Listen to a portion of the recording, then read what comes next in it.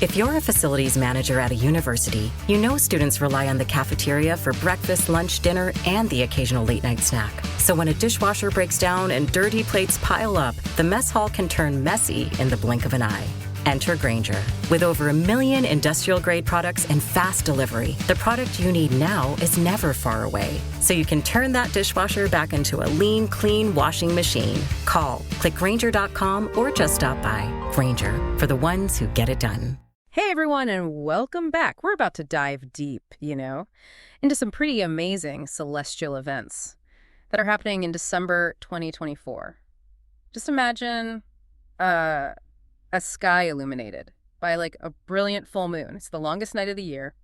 And to top it off, there's a meteor shower streaking across the backdrop. Pretty cool, huh? Oh yeah, definitely sounds exciting. To guide us through all of this, we're using information from sources like the Almanac, the New York Post, the Sun, and Spiritual File. Looking forward to it. Great. Well, let's start with the star of the show this month, the cold moon. Even the name itself, gives you that feeling of winter's chill. Yeah, it does. And the name actually has roots in both Native American and European traditions. Yeah. And it really reflects that time of year. Yeah. When winter really, starts to take hold. And it's not just about the cold, though, right? It's also known as the long night moon because it happens so close to the winter solstice, the longest night of the year. Mm-hmm. But instead of kind of like dwelling on the darkness, many cultures actually see this as like a time of hope and renewal. Right. It's almost like a cosmic reminder that, even in like the darkest times, light will always return. It's kind of cool.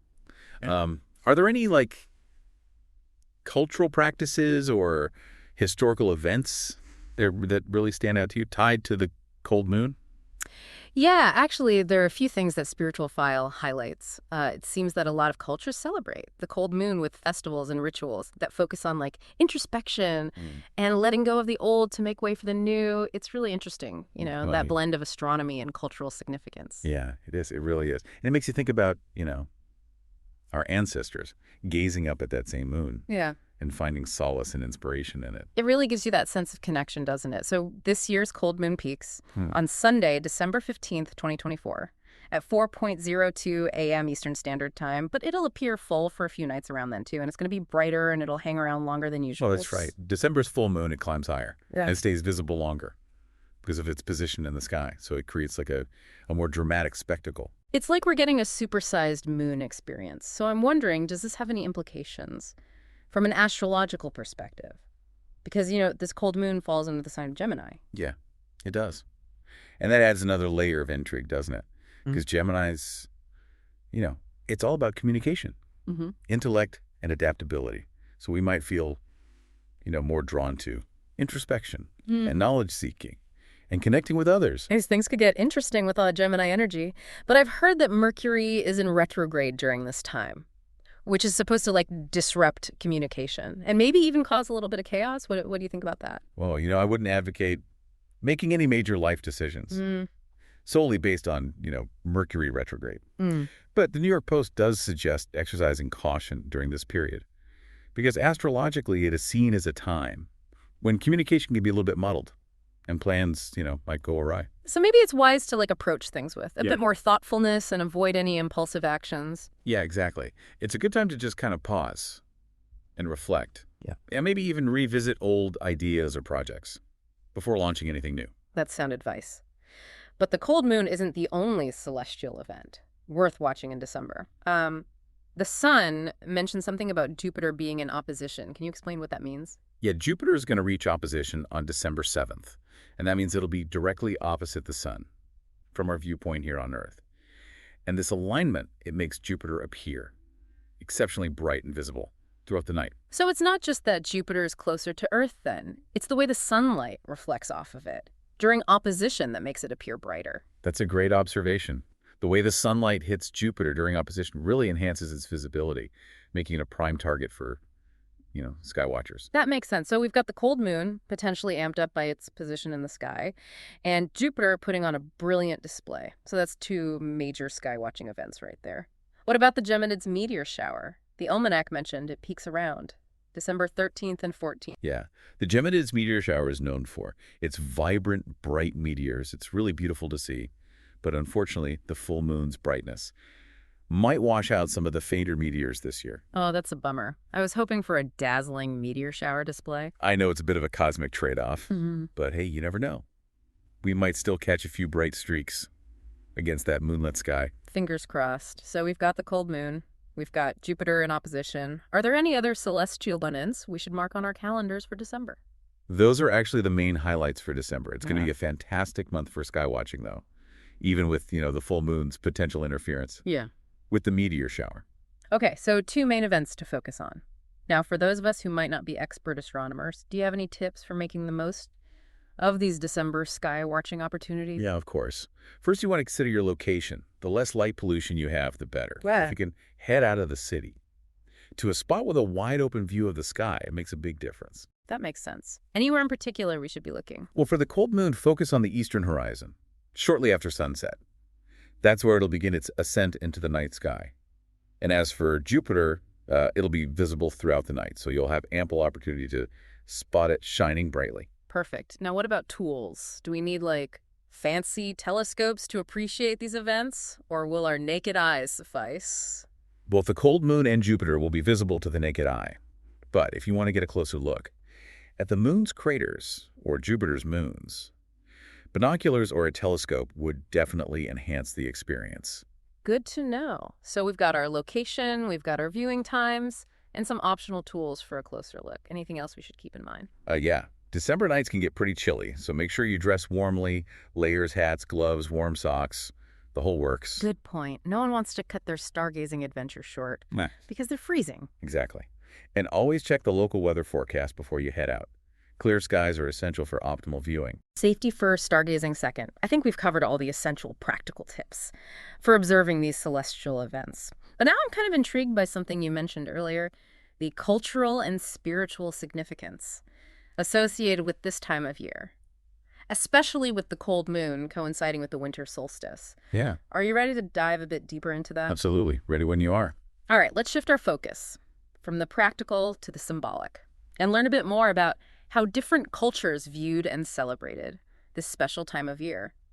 It's amazing to think that for centuries, people have been looking up at the same cold moon. Yeah. And imbuing it with, their own interpretations and traditions. It makes you wonder how these celestial events shaped their understanding of the world. Yeah. It's a captivating thought. Imagine a time before, electric lights, when the night sky was a dominant presence. The cycles of the moon and stars would held, immense significance for them, shaping their daily lives and their cultural practices. I can only imagine. What specific examples come to mind when you think about how the cold moon and the winter solstice were viewed by different cultures? Well, Spiritual File mentions that. For many indigenous cultures in the Northern Hemisphere, the winter solstice marked a turning point, a time of rebirth and renewal. And the cold moon occurring near this pivotal point often symbolized hope amidst the darkness. Oh, that's really interesting. It resonates with the idea we discussed earlier, that light always returns, even after the longest night. Exactly. It's a powerful metaphor found in many cultures. For example, some ancient European traditions celebrated the solstice with Yule festivals, symbolizing the return of the sun and the promise of spring. Oh, wow. They would light bonfires, feast, and engage in rituals to ward off evil spirits and ensure a bountiful harvest in the coming year. That's fascinating. I never knew the Yule log tradition had such deep roots. In celebrating the return of light? It's incredible how these traditions connect us to the past, isn't it? Even today, many people celebrate the solstice and the cold moon with their own rituals, seeking introspection and setting intentions for the new year. It's like a reminder that despite all of our, technological advancements, we're still part of these ancient cycles, connected to the rhythms of nature. Absolutely. And that connection extends beyond just human experience. Yeah. The winter solstice marks a specific point in Earth's journey around the sun, a celestial dance that has been happening for billions of years. It really puts things into perspective, doesn't it? Our everyday worries seem so small when you consider the vastness of the cosmos and the intricate dance of celestial objects. It does. Looking up at the cold moon, knowing that countless generations before us have witnessed that same spectacle, it evokes a sense of wonder and connection to something much larger than ourselves. Speaking of feeling small, I've always been curious about those moon illusions. We sometimes experience, how the moon appears enormous, when it's near the horizon, but then it seems to shrink as it climbs higher in the sky. The famous moon illusion. It's a classic example of how our perception can be tricked. Even though the moon's size doesn't actually change, our brains interpret it differently, depending on its position in the sky. So why does it look so much larger when it's near the horizon? Well, there's no, definitive answer, but one theory suggests that our brains compare the moon to familiar objects on the horizon, like trees or buildings, making it seem larger in relation to those objects. But when it's high in the sky, with no reference points, it appears smaller. Wow, that's fascinating. Our brains are playing tricks on us, making the moon appear to grow and shrink. Exactly. It's a reminder that our perception of reality isn't always accurate, especially when it comes to, celestial objects. Yeah, that's a great point. Makes you wonder what other cosmic illusions we might be experiencing without even realizing it. But back to December's cold moon. It sounds like we might get like a double dose of that illusion, considering it'll be brighter and linger in the sky longer than usual. You're right. That combination could create a truly impressive visual effect. Definitely something to look forward to. And let's not forget Jupiter in opposition, shining like a beacon throughout the month. Yeah, it's almost as if the universe is putting on a grand celestial show for us as we approach the end of the year. It's a reminder to step outside, look up and connect with the wonders of the cosmos. But before we get lost in the starry night, maybe we should recap what we've learned about this December's celestial highlights. Okay, so let's recap everything we've learned about these celestial highlights for December 2024. It's going to be a busy month. It is going to be a busy month. We've got two main events to look out for.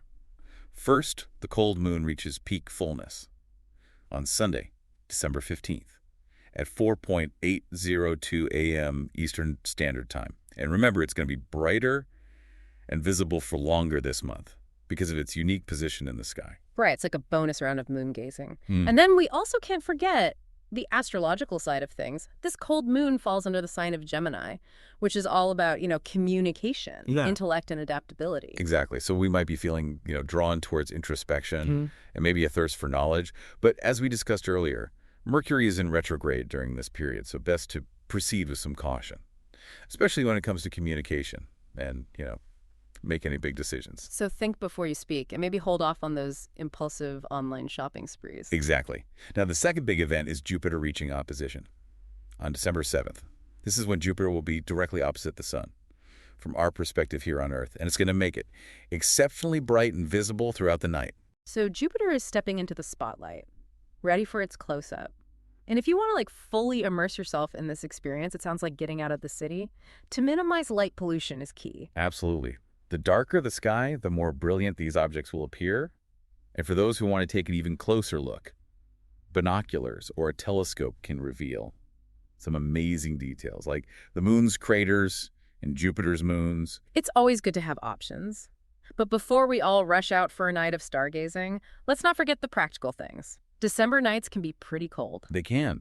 Layering up is essential. Don't forget the hats and gloves and warm socks. Right, safety and comfort first. Stargazing second. I think we've covered it all. The when, the where, and the how of observing these December celestial events. But I keep thinking back to what we talked about before, about the cultural and spiritual significance tied to the cold moon and the winter solstice. Right, and it really adds another dimension to our understanding of these events because for many cultures, the winter solstice and the cold moon weren't just astronomical occurrences. They were times for reflection and celebration and renewal. They often symbolized the triumph of light over darkness and the promise of new beginnings. It's a nice thought that even in the darkest times, there's always hope on the horizon. It is. And I think that's a powerful message for us all, especially as we head into a new year. These celestial events offer us a chance to connect with something bigger than ourselves, to think about our place in this vast universe, and to find inspiration in the cycles of nature that have been going on for millennia. It's a beautiful thought. So as you gaze up at the cold moon this December, let it spark your curiosity. Explore the myths and traditions associated with it. Think about how it's influenced cultures throughout history, and let it inspire your own personal reflections as we enter a new year. Keep looking up, keep exploring, and keep asking questions. Who knows what other celestial wonders await our discovery? Well, until next time, happy stargazing, everyone. Today is your lucky day. Today is the day that our $3 website works for you, paying you directly to your PayPal daily. Imagine $3 ongoing continuous payments to your PayPal account. Imagine falling asleep and waking up to $300 in your PayPal account. How would this make you feel? How could this help you? What bills could you pay? What kind of fun could you have? What does that retirement look like now? All for a one-time payment of $3. This website is DFY done for you, fully built and completely hosted, and never stops collecting payments for you. You have spent $3 on coffee on a regular, but that coffee won't help you create multiple streams of income. Click the link below.